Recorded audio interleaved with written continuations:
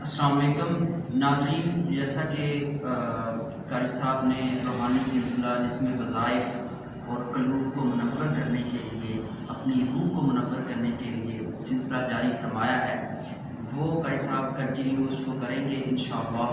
آج کے جو وظائف ہیں اس میں اللہ تعالیٰ کی خصوصی جو ہے وہ معرفت حاصل کرنے کے لیے اس پہ ہوگا، اور مزید قاری صاحب جو وظائف ہیں وہ بتائیں گے انشاءاللہ۔ جی قاری صاحب بسم اللہ۔ الحمدللہ رب العالمین والصلاة والسلام علی اشرف الانبیاء والمرسلین، اما بعد فاعوذ باللہ من الشیطان الرجیم، بسم اللہ الرحمن الرحیم۔ اللہ تبارک و تعالیٰ کے حمد و ثنا کے بعد میں یہ عرض کرنا چاہتا ہوں کہ ہم نے جو سلسلہ چینل غوث الورا کے ذریعے شروع کیا ہے وہ صحیح معنوں کے اندر جو ہے لوگوں کو صحیح روحانی مسائل بتانا اور حدیث کے مطابق عبادات، نفلی عبادات، اللہ تبارک تعالیٰ کا قرب حاصل کرنا، اللہ تبارک تعالیٰ کا قرب کیسے حاصل کیا جاتا ہے۔ یقیناً نماز جو ہے ہر عاقل و بالغ مرد عورت پر فرض ہے۔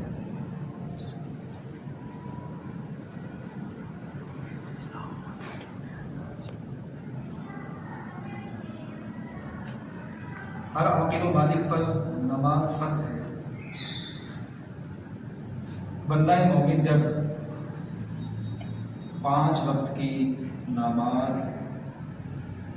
جماعت ادا کرتا ہے اس کے بعد پھر وہ قرآن کی اور نوافل کی کثرت کرتا ہے۔ میرے آقا علیہ السلام نے فرمایا کہ جو نماز فرائض کے بعد نوافل کی کثرت کرتا ہے تو میرا اللہ تعالیٰ کا قرب حاصل کرتا ہے۔ حدیث مبارکہ میں کہ فرائض کے ساتھ ساتھ جو نوافل کی کثرت کرتا ہے، نبی کریم صلی اللہ علیہ وسلم نے فرمایا کہ اللہ تبارک تعالیٰ فرماتا ہے کہ اس کے لیے ہاتھ بن جاتا ہے، آنکھیں بن جاتا ہے، زبان بن جاتا ہے۔ تو نوافل نمازوں کے فضائل اور برکات انشاءاللہ تعالیٰ بیان کریں گے۔ پہلے یہ ہے نوافل کے اندر سب سے افضل چیز جو ہے، افضل نوافل جو ہے وہ نوافل تہجد کے نوافل۔ اس کی کم از کم 2 رکعتیں ہیں، وہ زیادہ سے زیادہ 8 ہیں۔ بعد نماز عشاء سو کر جس وقت بھی اٹھ جائیں پڑھ سکتے ہیں، یعنی اس کا ٹائم جو ہے نماز تہجد کا بعد نماز عشاء شروع ہو جاتا ہے، اور اس کے لیے سونا ضروری ہے۔ بعد نماز عشاء سو کر جس وقت بھی اٹھ جائیں پڑھ سکتے ہیں۔ بہتر وقت جو ہے وہ 2 ہیں، نصف شب یا آخری شب۔ تہجد کے لیے اٹھنے کا یقین ہو تو وتر رات کو چھوڑ سکتے ہیں۔ آپ کو یقین ہے کہ میں تہجد کے لیے یقیناً اٹھ جاؤں گا کہ رات کو وتر چھوڑ سکتے ہیں۔ اس صورت میں وتر کو نماز تہجد کے ساتھ آخر میں پڑھے، یوں کل 11 ہو گئے، 11 رکعتیں بن جائیں گے۔ ورنہ وتر بھی نماز عشاء کے ساتھ پڑھ لینا بہتر ہے، اگر یقین نہ ہو کہ میں اٹھ سکوں گا۔ یہ نماز تنہائی میں اللہ تعالیٰ سے مناجات اور ملاقات کا دروازہ ہے، اور انوار و تجلیات کا خاص وقت ہے۔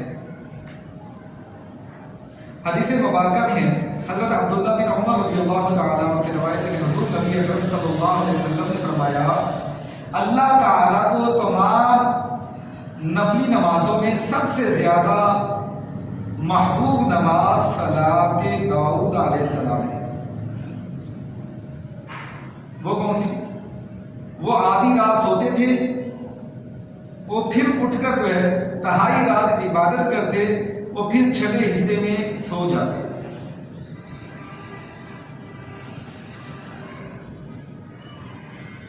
سنن بہقی کے اندر ہے حدیث مبارکہ، حضرت ابو ہریرہ رضی اللہ تعالیٰ عنہ سے روایت ہے، حضور نبی اکرم صلی اللہ علیہ وسلم نے فرمایا فرض نمازوں کے بعد سب سے افضل نماز نماز تہجد ہے۔ نماز تہجد ہے۔ طبرانی نے اسناد حسن کے ساتھ مرفوعاً روایت کیا ہے کہ مومن کا شرف نماز تہجد اور افتخار لوگوں سے استغنا ہے۔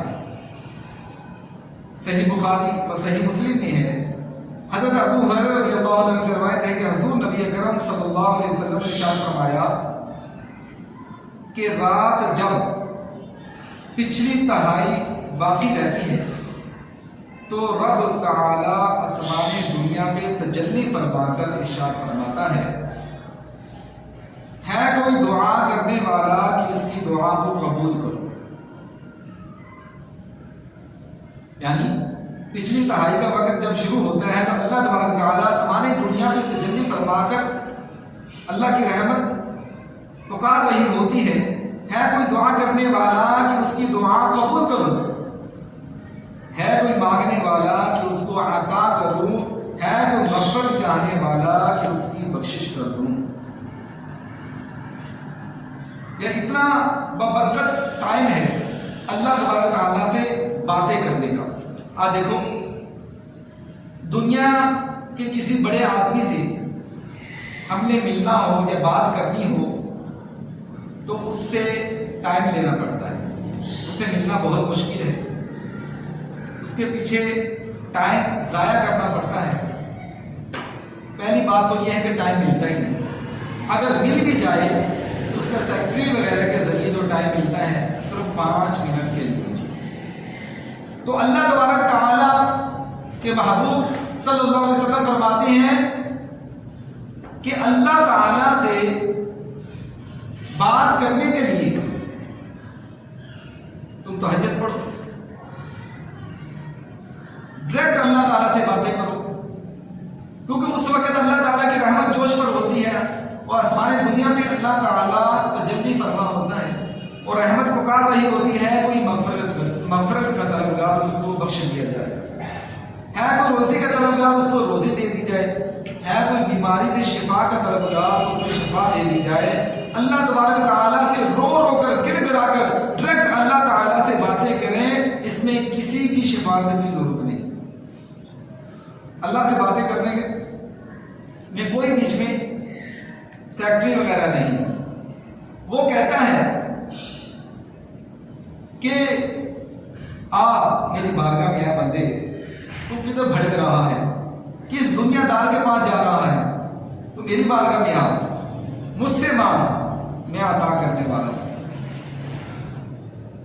اس کے بعد جو ہے حضرت عبداللہ بن سلام رضی اللہ عنہ سے روایت ہے کہ حضور نبی کریم صلی اللہ علیہ وسلم نے فرمایا اے لوگوں سلام کرنا عام کرو، لوگوں کو کھانا کھلاؤ، رشتہ داروں سے نیک سلوک کرو اور رات کو اس وقت نماز پڑھو جب لوگ سوتے ہیں،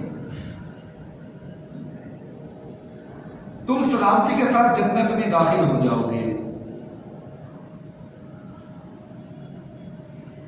حضرت اسماء بنت یزید رضی اللہ تعالیٰ عنہ سے روایت ہے کہ قیامت کے دن لوگ ایک میدان میں جمع ہو جائیں گے اور اس وقت پکارنے والا پکارے گا کہاں ہیں وہ لوگ جن کی کروٹیں خواب گاہوں سے جدا ہوتی تھی۔ ایسے لوگ کھڑے ہوں گے جو تھوڑے ہوں گے اور بغیر حساب و کتاب کے جنت میں داخل کر دیے جائیں گے۔ اس کے بعد دوسرے لوگوں کے لیے حساب کا حکم ہوگا۔ حضرت ابو امامہ باہلی رضی اللہ تعالیٰ سے روایت ہے کہ حضور نبی کریم صلی اللہ علیہ وسلم نے فرمایا قیام اللیل نماز تہجد کو اپنے اوپر لازم کر لو کہ یہ گزشتہ نیک لوگوں کا طریقہ وہ تمہارے رب کی قربت کا ذریعہ ہے، اللہ تعالیٰ سے قربت کا ذریعہ ہے، وہ برائیوں کا کفارہ ہے، وہ گناہوں سے رکاوٹ ہے۔ جب بندہ یہ مومن جب پریشان ہو، کسی قسم کی بیماری ہو، کسی قسم کی کوئی حاجت ہو، تو ہم لوگوں کی طرف بھاگتے ہیں، دنیا دار کی طرف بھاگتے ہیں، دنیا کی طرف بھاگتے ہیں۔ لیکن جو صحیح حقیقی معنوں میں جو احکم الحاکمین ہے، جو سب کو روزی دینے والا ہے، سب کو اولاد دینے والا ہے، سب کو رزق دینے والا ہے، سب کو گھر دینے والا ہے، سب کو جو ہے کاروبار دینے والا ہے، ہر حاجت کو پوری کرنے والا ہے، اس رب کی بارگاہ میں آ کے اس رب سے کیوں نہیں مانگتے؟